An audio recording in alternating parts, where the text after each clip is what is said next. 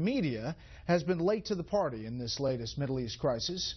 Fox News media analyst and host of Fox's Media Buzz, Howie Kurtz, is here to talk about it. And Howie, sorry if we hear anything, we'll interrupt as we talk here. But how have the mainstream media handled this? And from the beginning, has this changed? Some news outlets, Brett, were aggressive from the beginning. CBS and the New York Times among them, covering the abduction and then the killing of these Israeli teenagers. NBC Nightly News didn't report the killings until a day after everyone else.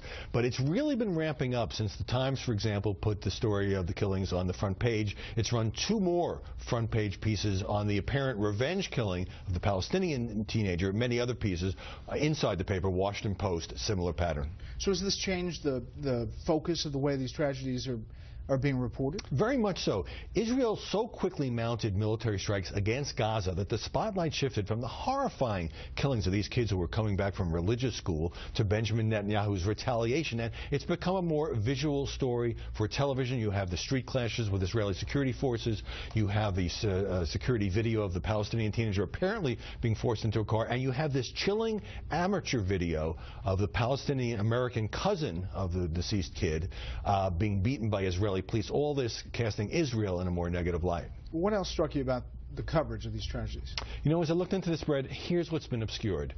Hamas praised the Palestinian terrorists who killed these Israeli teenagers as a heroic act. The Israeli government condemned the mob that killed the Palestinian teenager and has detained about a half-dozen suspects.